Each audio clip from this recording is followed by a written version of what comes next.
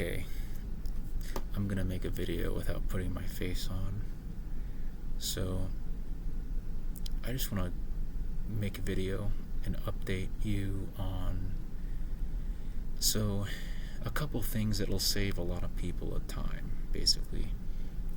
So, I'm gonna try to, as I upload these, put the right titles so that if you Google these type of key terms, then it'll pop up. And I'll try to put it so where if you Google exposed, if you type exposed at the end, then you'll get this result. So yeah, I'm gonna start off so you get the gist of where this video's going. I'm going to talk to you about how I wasted a lot of time with certain things, with certain YouTube channels. Okay, I'll go ahead and start off. Yeah, you have to be very careful on what you invest in YouTube and also in people. Even I've been very misled by people that are in my immediate vicinity that I live around. So I'm going to start off with this. So on YouTube, a couple names. I'm going to be dropping some names here. You know what? I think I'm going to this is going to be a free for all. Just a video. It's very overgeneralized, but it's going to be hitting on a lot of different topics. So let me go ahead. Okay, I'm going to start off. So my mom, I had a toxic mother that I didn't know that she was actually manipulative and manipulating every little bit of my life, hiding under the disguise as a good mother. And it was almost like she was a cult leader, I believe. I actually feel some type of guilt even saying this. It's almost like it's like unreal that I'm saying this. That I feel this thing inside me, that I've invested so much. It's like became my identity, basically, is to help my mom, but I didn't know what she was about. And during this time where she isolated me, and I just lived life like basically going to my mom's house, asking help to my dad, which I believe is a covert narcissist, I realized that I wasted a lot of time investing in them. But it's hard to tell because my only other option was homelessness than to ask them for some temporary help. And I realize now it's almost not even worth it. It wasn't even worth it to ask them for help because they would hang it over your head. It would be conditional help. Why not just... And it's kind of bad when, your only options in life is homeless shelter, where it's almost prison, and you have half of them are like insane, and the other ones are half insane, like halfway insane. It's just very, to me, it's like I feel like I don't deserve that. It feels like it came with just the bad parents I had. Like that type of, like the world started like categorizing me too early and declaring that I was, just an insane person. Like there was no safety net to save me from all that mental trauma that I dealt with. And it kind of felt like the world just moved on and wasn't able to come to the aid of me. And I ended up staying a long time at homeless shelters. And I get punished for asking for help because everywhere that I did ask for help, they weren't able to do anything, basically. And my parents set me up to where I was a gaming addict. And I'll go ahead and say this because I've seen other people come out and say the same thing.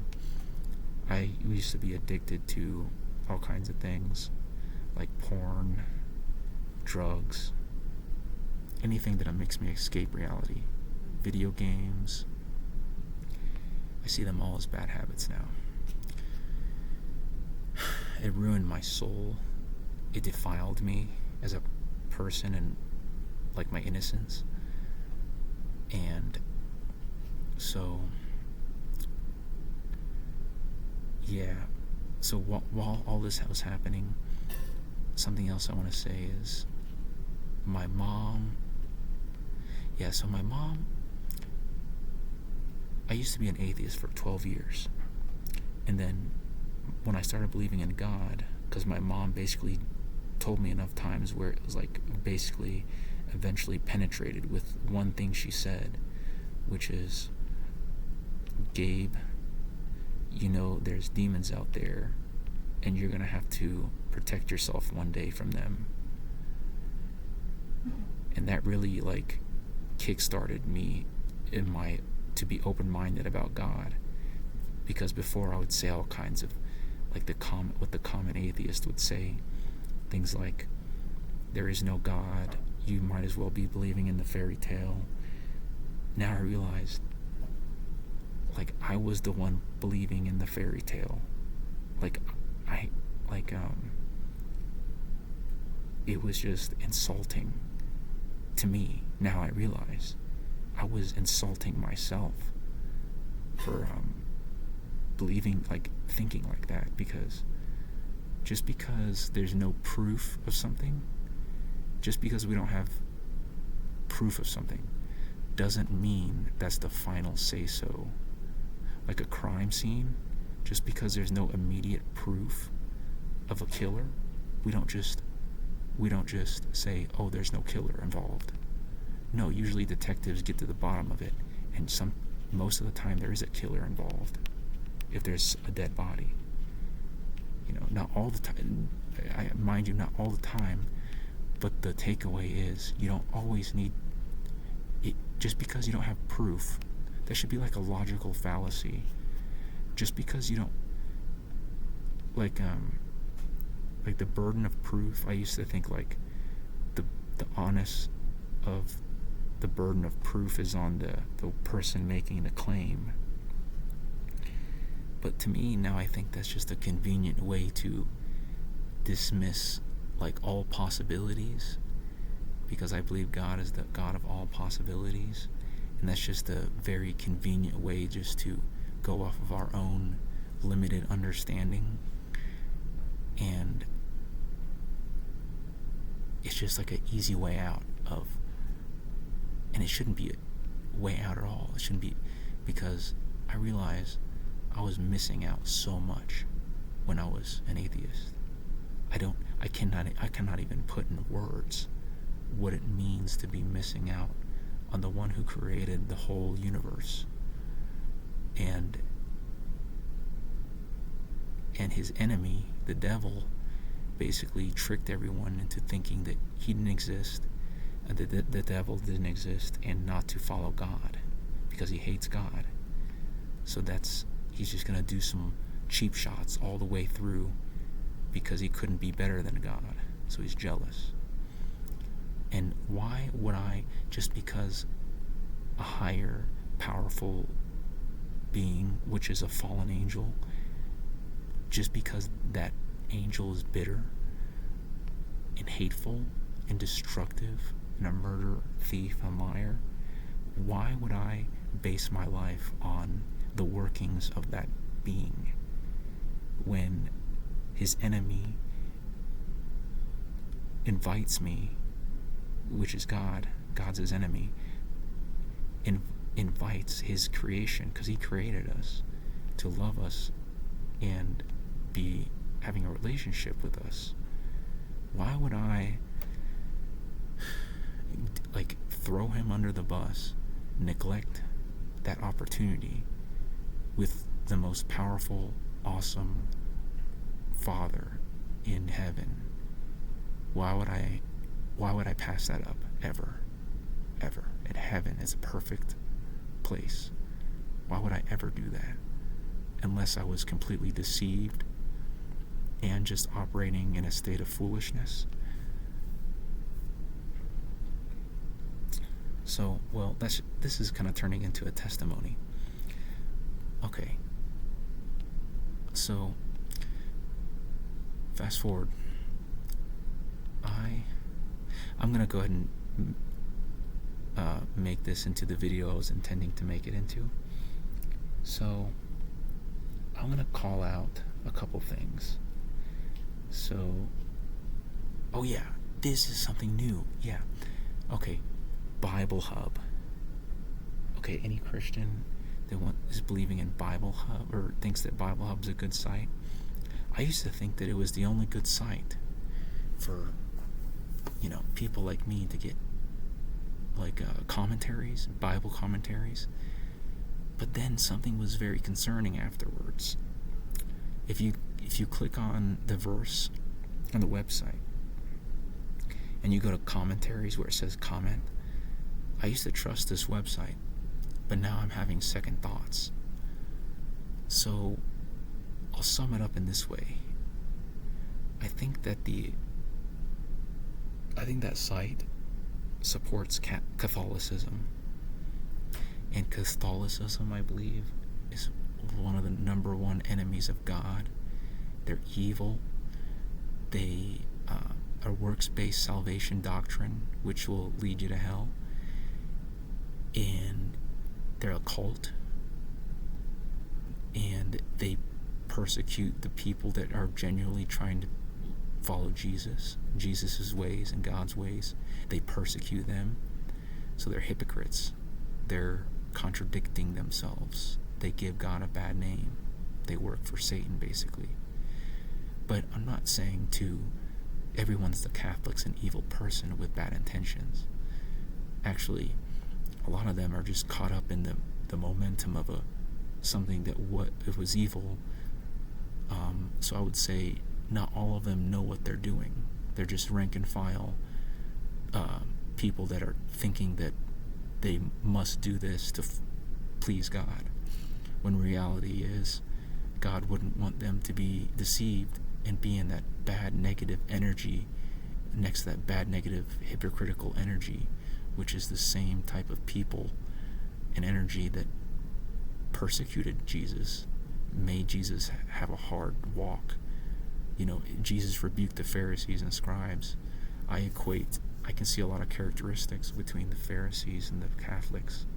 The Pope, they're very pompous, crusty old men, obstinate, stubborn, stiff-necked. They only care about their appearance and their fantasies of power. They make tons of money off God's name, off God. They're that explains how they're have a lot of money. And yeah, ever since I actually moved to Denver because of a vet at my other homeless shelter told me this place would be a good place. And I realized that I don't think I should have chose Colorado, because I don't know, something told me I shouldn't have listened to this vet because he was using meth.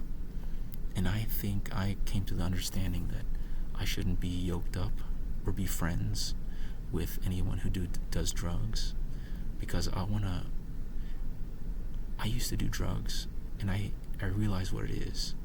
It puts you into a prison. The people who are making money and power off the drugs are very few, and it's basically a vicious cycle where you have to be sacrificing a lot of innocence, goodness, and becoming really evil and supporting an evil system, kind of an evil structure where the drug lords are evil people. They're unless they change or sometimes they'll end up getting shot by cops, or getting killed by a bad drug deal, and that puts you in a very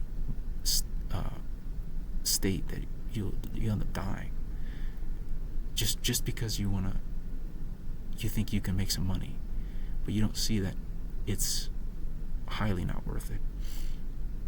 It's the opposite of worth it all around, but you do it anyway because it's new, it's the hip thing to get some drugs, to go to a party, but really you don't see truly how it's not worth it, and it's a crummy way to escape reality.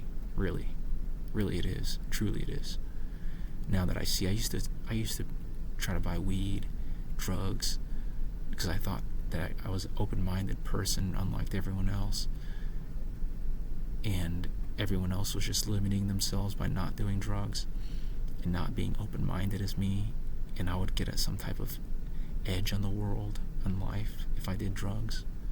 But now I see it for what it is. It's supporting this thug culture, and that is not in the ways of uprightness. Uprightness is to be sober-minded, and this is if you believe in God. And even if you don't believe in God, you can still get what I'm saying. Like, okay, for like straight edge people, they don't have to worry about like being off their game because they're always sober. And if you're sober-minded, and the Bible talks about being sober-minded, then you are basically not gonna. You don't have a cloudy mind in certain ways. You don't intentionally take something to be dumbed down and doled out. Basically, what's the word I'm looking for? Tapped out. Like basically,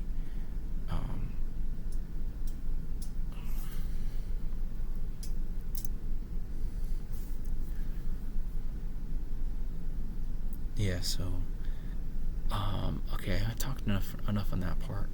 I want to talk about something else. Okay. So, yeah, I believe I joined 2 cults, basically. I'm going to start just naming off. At this point in the video, I'm going to start just naming things that have betrayed me, basically. That was a waste of me investing time in it. Mainly it's probably going to be YouTube material. Okay. Kati Morton, a therapist. I realized that something irked me. And again, I kind of want to preface this. So, this one that I'm talking about, I don't know, like say if you had me on this debate stage, I'd be kind of like, it'd be more so like, it would be more of my opinion that like that kind of irks me, and I want to put a warning out to, like, basically this is where I departed and stopped watching Kati Morton, anything from her, because I watched an exposed video. And so this therapist, I realized that someone made an exposed video about her, and I realized that she says that the inner critic is like your best friend. And that's very, to me, like, for me, I believe you do have a good voice inside you, is the Holy Spirit. But for me, there's also a negative voice. So there's good and evil. Not only good, but also evil. So how can I tell for sure? Because I have, I believe there's 2 things inside you. There's the Holy Spirit that gives you insight sometimes to help you. It's like your gut feeling, or you have epiphanies that are really helpful sometimes. I believe that's God. And then also the inner critic. I actually have a theory that it's Satan, a mix of Satan, his demons, or it's like a human that has ill will against you and is very toxic, very high level evil, trying to ruin your day, ruin your vibe, and anything like that. A very force to be reckoned with. Like, don't underestimate the inner critic, because they're smooth as more than probably you can imagine. They're very effective at gaslighting you, putting you down at the right angle that like no other enemy of yours can. And so that's what I believe is the inner critic, is evil. And the Holy Spirit, on the other hand, is good. And if you don't believe in God, you can say that, because even atheists will have this, they'll have, when sometimes a really good idea comes to you, and it's like, wow, that's a good, helpful idea, I'm going to use that. You kind of get that feeling. You can call them epiphanies, or that it just came to me. I usually hear that. People say, this just came to me. I believe that that's the Holy Spirit. Maybe you don't want to believe that, but that's what I believe that is. And yeah, the Holy Spirit is one of the three. There's three gods. There's God the Father, Jesus, and the Holy Spirit. And they're the Trinity. Yeah, and Jesus died so that the Holy Spirit would be inside of us, so we don't have to go to a priest or anyone. We can just have a direct connection with the Holy Spirit because of what Jesus accomplished. Jesus did that. We can never do that. We can never accomplish what Jesus did. That's why we're so weak. We're weak in our flesh. And in the Old Testament, we could have never done that. Only Jesus, the highest, the high priest that went way far above any other high priest. And so that basically, Kati Morton says that your inner critic's your best friend. So basically what I would say is, she's saying a demon is your best friend. Someone who doesn't have your best interest is your best friend. Someone's going to beat you up and make sure that you're always harsh on yourself is your best friend. And I say that's not good.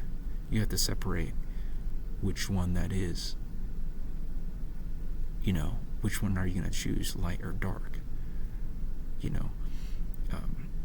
So that's what I believe that is. I believe the inner critic is the dark.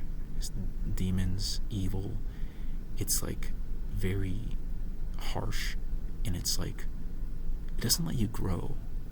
It's like this toxic friend. It's like a bad influence in your life that you think, well, I guess for Kati, I don't know. I can't say for sure, but this is just me in what I would hold on to, like just me, what I would say right now. I think she's just, as a detective, if I was spectating, this is what I would think. This is what I would suspect. I think she's trying to use evil in order to become famous, become some type of therapist where people would trust her, and then she would basically, with that trust, say that she's doing something very unique, like doing something, she just has this way of life that she wants to live, that she wants to orchestrate her life in some way. I think that is not informed consent. I think that is minimizing the danger of how she believes the inner critic is just, your best friend or your best friend. Your inner critic's your enemy, your mortal enemy, not your best friend. So there's a huge difference right there. And it's not just a light matter. It's not just, I saw, a butterfly today, and then I can go on with my life. It's not like that. It's you stop, there's a threat, a DEFCON 4 or 5, and we need to treat it as such. It's not just, oh, laughable matter.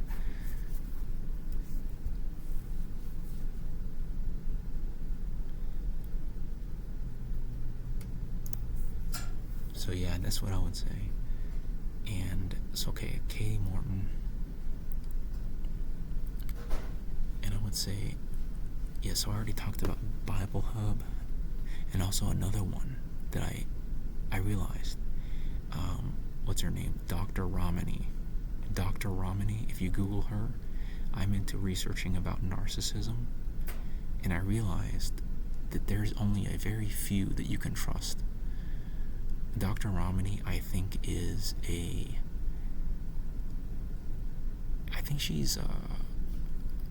like how I described Kati Morton. She paints herself as this forefront of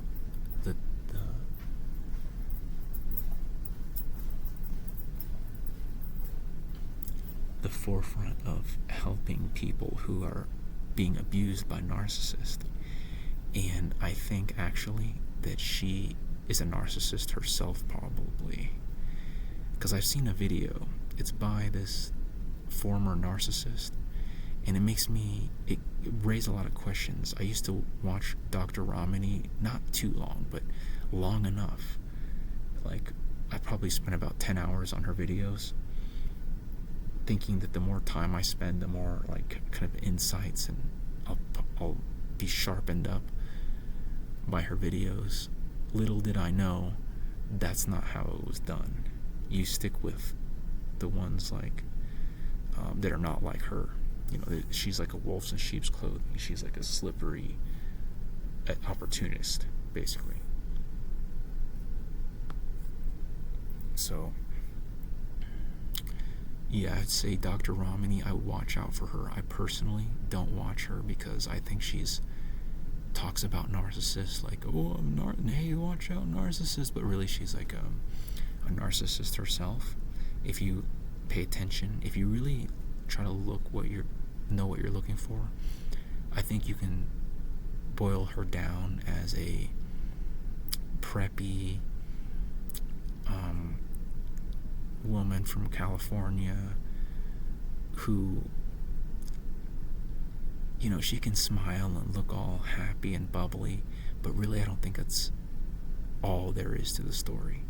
I think that's just what she wants the viewers to see. But really, she's got like, you know, she's got ill intentions, ultimately, about her viewers. I think I commented on her YouTube, and I felt like I deleted all my comments afterwards. So YouTube is very scary. You can easily get sucked up in a cult in YouTube. And YouTube, I think, is becoming a monopoly that is like basically ruining the internet. I think their internet is gonna be, a lot of people aren't gonna trust the internet once they know that how Google is monopolizing everything. So this isn't gonna be what it is. I think it's in jeopardy, basically. I hope to see the day when people finally rise up to the AI development and the monopolization of YouTube.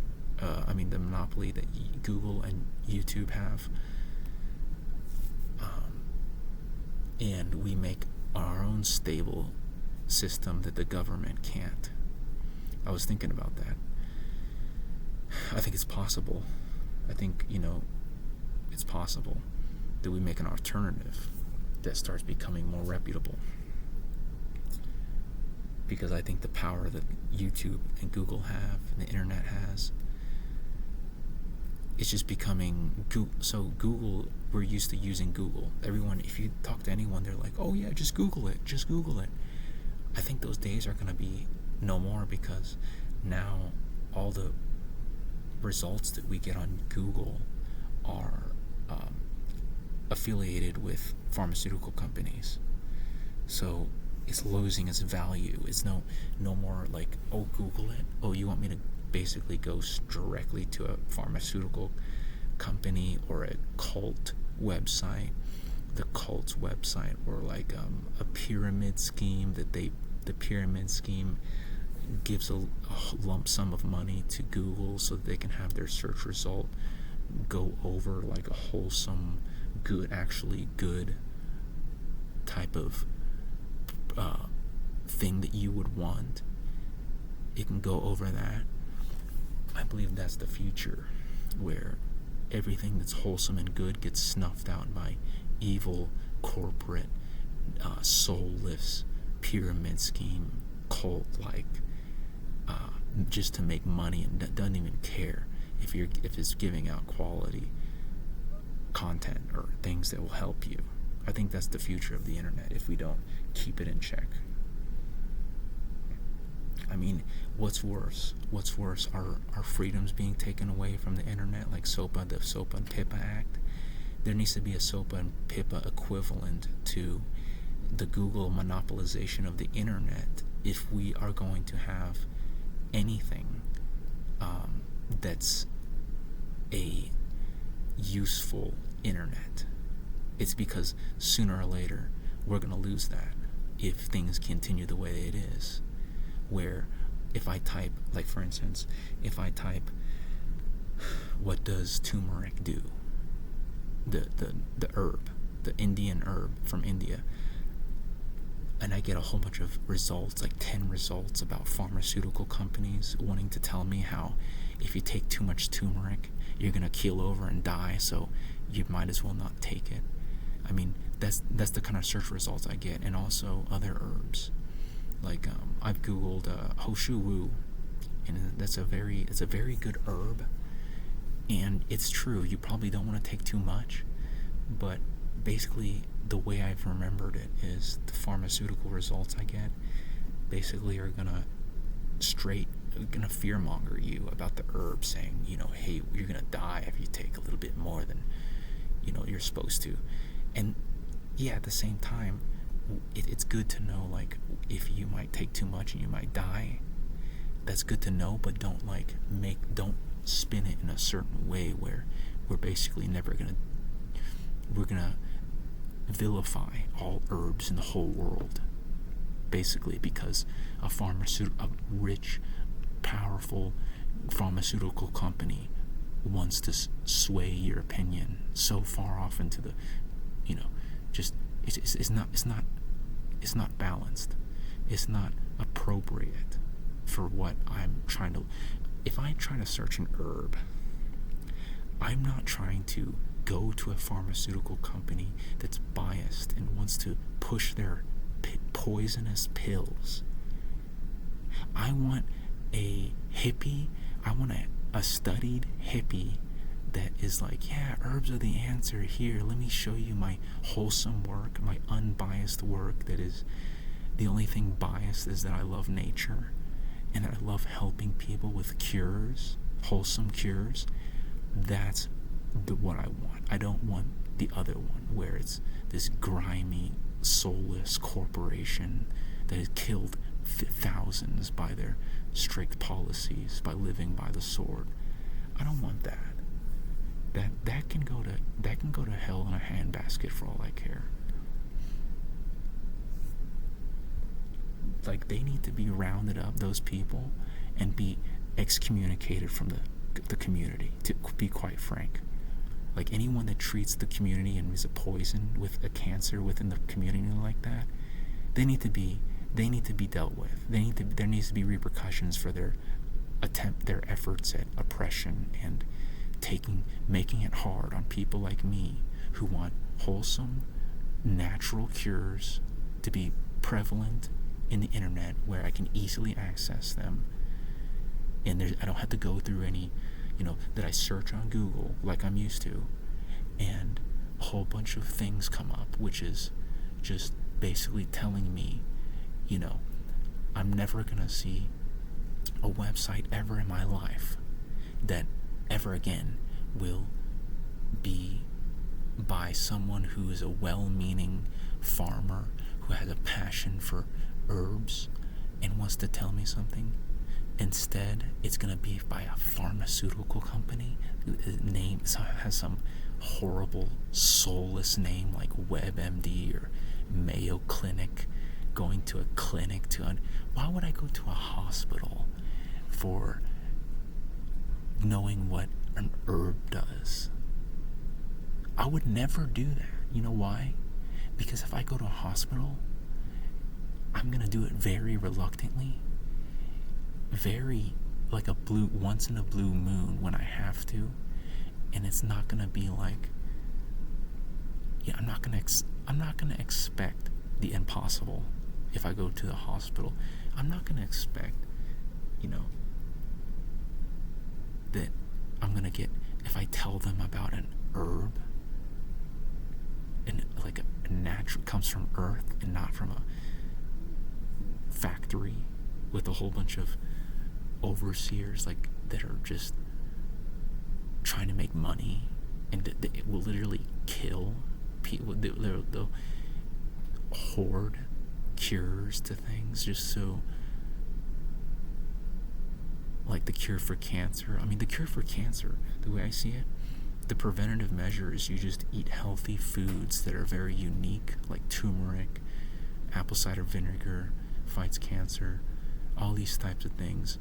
And herb, you make tinctures out of herbs and you eat healthy every day. Then I think you'll fight cancer. You don't even have to worry about it possibly.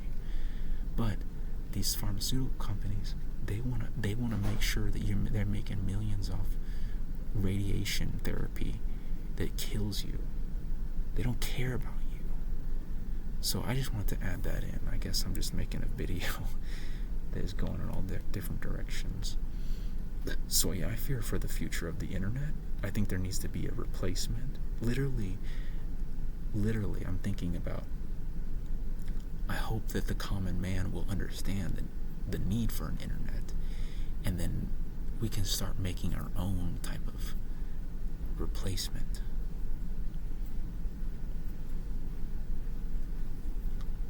Of the entirety of the internet.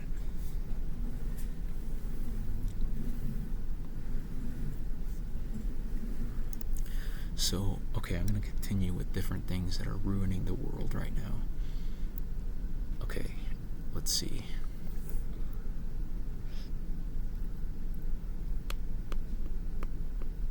But I just want to preface this, that I know that there are still good things on the internet, but it's like comes at a very high cost. Like it comes at a cost, which is some people like me that are like, if we don't know how to have strong discernment, we'll end up spending maybe months on watching a YouTube video channel or a source that is actually not in our best interest and is doing way more harm than just what our good intentions are telling us that we're receiving.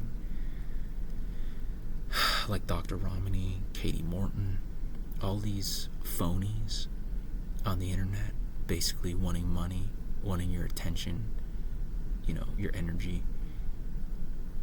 I hate it. They're like wolves in sheep's clothing. They're like false, they're just horrible, malicious, cult-like people, organizations. I wish the government would come after them, actually. I wish they would be fined for ruining people's lives, wasting their time, being toxic and affecting people in a negative way. I wish that we can get to the science of it and pass laws so that we can rid something. Because the way I see it, like if I know in my heart that these people shouldn't have the power they have on the internet. I know that into the deepest parts of my being, and no one can tell me otherwise. If that's who they are, and maybe, if I have somewhat of an accurate understanding of them, that they're like in it for, just to ruin people's lives and be evil and get their fill of desire, of their greed, then they need to be taken out as soon as possible. It doesn't matter which way. I mean, as long as it's ethical, but they need the power needs to go away from them. How they're able to affect people in a negative way. They need to be sent to jail, probably, prison maybe. I'm not for what they do. They like how much time they wasted in mine. Who can tell like that negative effect they'll have on brainwashing everyone? And it's not going to be worth it for them. And if they're going to do that with their own free will, I mean, either make it illegal or make it so you can't on the internet, or send them to prison. Make it so that there's no people like that doing that. There's a repercussion. They don't just get away with it. I guess the other countermeasure to that is if people expose them on the internet, and there's this huge uprising of people exposing these cult leaders, then I would be happy because of that. That would happen. Okay, I'm gonna move on to other people. Whatever I'm gonna move on to. Here's something I was thinking about. So I'm an ex-JW. I was born in a family where they went to a cult, a doomsday cult. It was a multi-billion-dollar corporation cult called the Jehovah's Witnesses. They go door to door, and I've done a lot of studying on them. And I realized that now is the time. They had to, in Spain, there was this thing where they were exposed, and they're labeled as a dangerous cult now in Spain. And they're originally from New York. This cult was made as a publishing company in New York. It ruined my family. But at the same time, I don't know if my family was doomed from the start, because my dad was a covert narcissist, which is almost like a Muslim, kind of the bad Muslim type. But still, like them joining the cult makes it 10 times confusing as an already hard matter. And yeah, so this cult ruined my life. It made it way hard for me. It made me homeless for a long time. But I don't really know. Like some people say that good can come out of bad. I believe that's true. But also, I wonder, like, at the other hand of that, on the other side of that, if we didn't have any of that big thing weighing us down, we can be nothing but healthy and have healthy parents, I think that we could be way farther than what we could ever do if we were bogged down by that, held back by that cult, the bad things in our life. So that's what I'm kind of have a moral question about. Is I get what they say when, I had a librarian here say that she went through something like a cult, but then she learned that she can make it, she can, basically stop supporting them and do their own thing. But something in my mind was telling me, I don't think she understands where I'm coming from. I think she's different from me, because it almost sounded like she was saying that I was, let me figure out how to say this, that I was like basically always gonna be like never get out of this depressive mindset that I was at a huge loss, and always be like, oh, poor me, I can't do anything now, I'm an injured animal. But that's not how I'm coming at it. This is what I would reply. So yeah, that's kind of what I got from this librarian, but I don't know if that was the truth. Some part of me says like, it's just the way maybe she's gone a long way, and now she is way healthier, and she's trying to give me support. But either way, it's like my parents wired my brain to be kind of offended. I'm not all the way offended, because I don't really know what she truly meant, because only she knows what she truly meant. But this is just how I take it. Is like, I was thinking, a vague part of me was thinking, like, this part of me was thinking, like, I wonder if she's basically saying that, like, she overcame to a certain point, so can I. And I actually have an issue with people I actually have an issue with people saying that just to rub dirt on it, why you keep on looking at the past,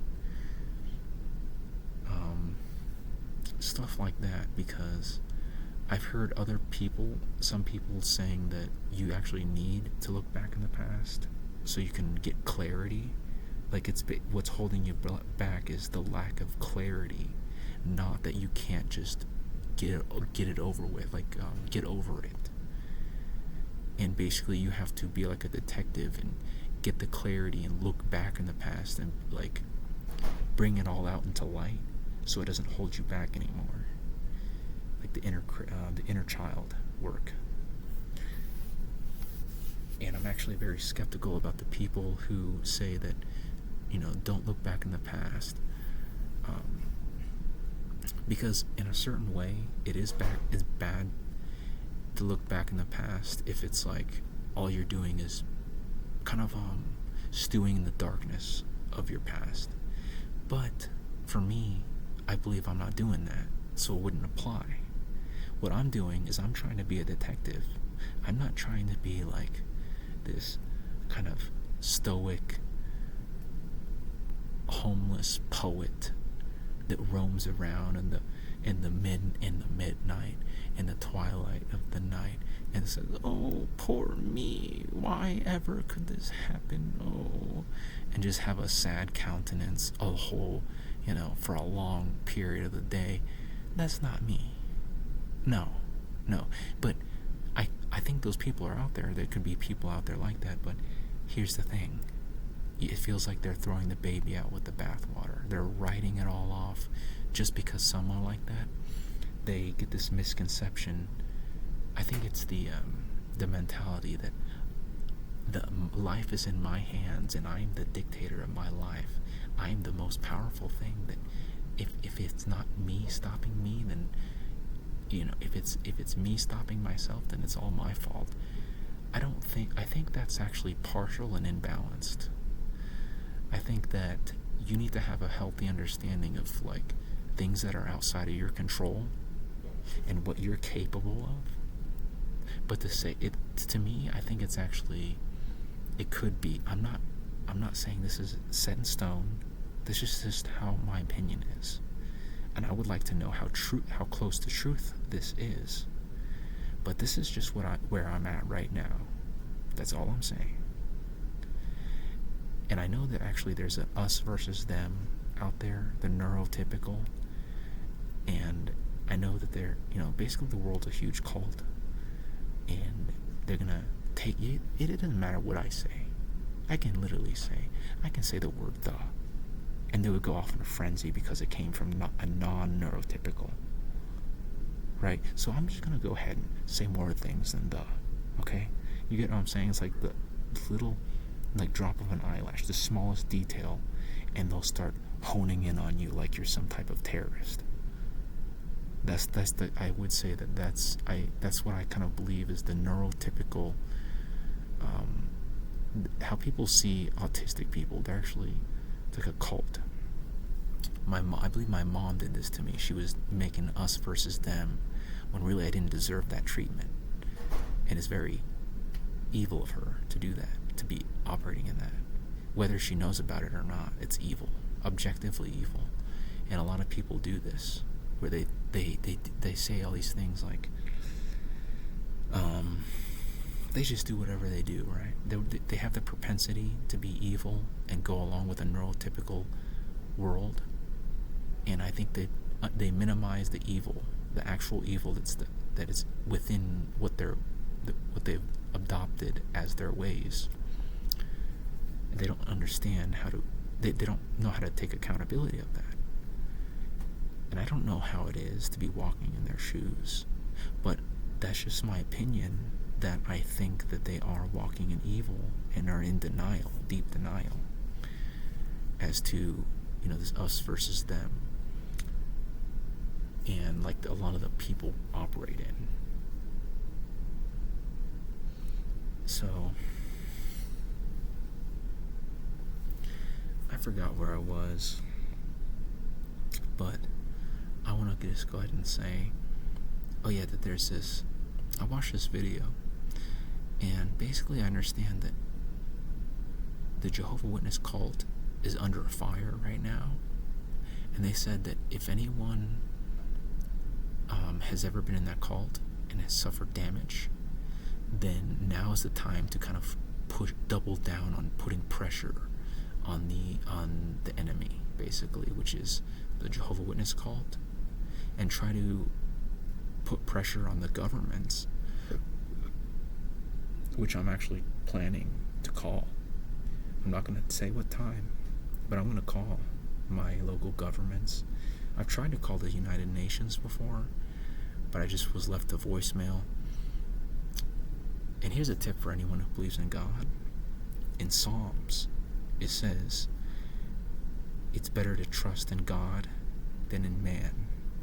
It's better to trust in God than in princes. So I have this theory that actually, if you are moving according to God's will, you're doing more actually, because he's invisible and in all secret places. So you're actually working with the Most High already. These princes and men, you can utilize them, but God, you're already working with God if you're aligned with his will in a certain way. I'm not saying to rush into it, but I'm just want to put that out there. That's what I came to the conclusion of, is God's everywhere. So as long as you're working according to his will, you already are getting the best help, because he's out there. He's everywhere. He's next to you right now. That's how powerful he is. We don't understand as humans, as we're like ants. We're kind of stumbly, fumbly. We sometimes have pensive states and spacey, just woke up states, and we sleep for 8 hours. But God is not human. He has more power than because our normal is just flesh. It's so limited. But God is unlimited. He's the God of all possibilities. I was recently thinking how vast and unlimited how much power he is, how much he has. And no man has seen God, not even, I think it was Moses. He had to hide between the cleft of a rock, but no man has seen God. So God's got everything under control, and he's got so much power than we can ever imagine. And so if you start utilizing what God gives you, then I would say you're already doing more in that way than. But I'm not saying it's always a bad idea to call your government, to call the police. Yeah, I think definitely call the police if you need to. I think there's a cult out there actually that goes against calling the police, when really, if you think about it, as kids, we're codependent on our parents. And in a way, we're codependent on the government. But some people have it that the government's all bad, and just they kind of write it all off. Oh, you know what? The police, they're a corporation. There's some corrupt police, so they must all be corrupt. I think that's black and white thinking, and I think that God actually wants us to use the vessels of righteousness that are the police. I think there's a stigma out there for calling and using the police. I used to be in this I used to hate cops. I used to actually want them to die. But I'm telling you right now, I was in a deep darkness. I was the most foolish person for thinking that. I'm ashamed to say this. I mean, I just can't believe that I used to be like that, where I used to think those things. That's the worst thing ever, to want harm on someone you don't know, someone you don't know if they actually deserve that, just because you are deceived to think that evil should have this wiggle room to kill people. I mean, it basically is just, I thought it was justified because the police are some evil entity trying to take over our freedoms, So of course there should be some type of counter action to like this natural uprising, that would be our only chance for freedom. But now I realize that without governments, it would be total chaos and destruction. There'd be looting, raping, and pillaging left and right. We wouldn't have the. I believe that God put governments out there so there can be some type of semblance of order and justice and accountability. And I believe people who are basically in the drug using cult, that they buy weed, they buy meth, hard drugs, I think they're in a cult. It's a $30 billion. I googled this. The drug war is estimated to be like $30 billion. Whereas the Jehovah's Witness cult, I think, is like 1 billion, something like 1 point something billion. But that's a huge cult. The drug war, the people who make money off drugs, that's a big cult. It's a powerful cult. And people who don't want you to call, they say that you're a snitch. They say, snitches get stitches. I think that comes from Satan, because if we're codependent to our parents, howbeit there are a lot of toxic parents that actually don't deserve to be parents, but actually deserve to be in prison for how they treat their kids. But that God wanted us to have good parents. That's why we're innocent as kids. We're not like these ready adults as kids. Do you see the difference? A ready adult versus an innocent kid. Two different things.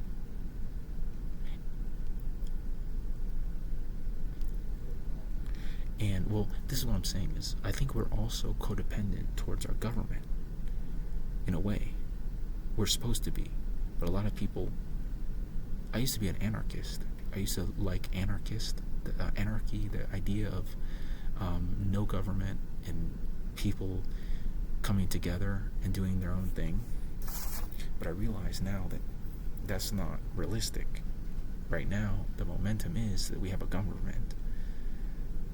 And I actually believe that we can be more powerful than our government still. So it's like, in essence, in a way, about almost like I kind of align with certain aspects of anarchism, where we can, like for instance, the internet situation I told you about, that I hope that we can make an alternative, because, or there'd be activists that will help go against these measures, that basically it feels like the internet is being not censored but monopolized. Of the pharmaceutical companies are monopolizing our search results, so we can no longer get good search results, but only if it'll make a monopoly more rich. Then that's the kind of search results we get, not what we need. Not what would be very beneficial. So I think we need to re-examine our trust in the internet, of the longevity. What's the long term look like? Can I make like a whole bunch of content and then it won't be in vain, because I can trust that the YouTube, the data, the whole system of the internet's going to be stable? Or would I be better off writing a book and publishing the book, even selling it, like being very local, basically? Okay, I have to go because time says that I have to be at a shelter at 5:30, and it's 5:26 right now. So I'm going to stop this recording and hopefully upload it later.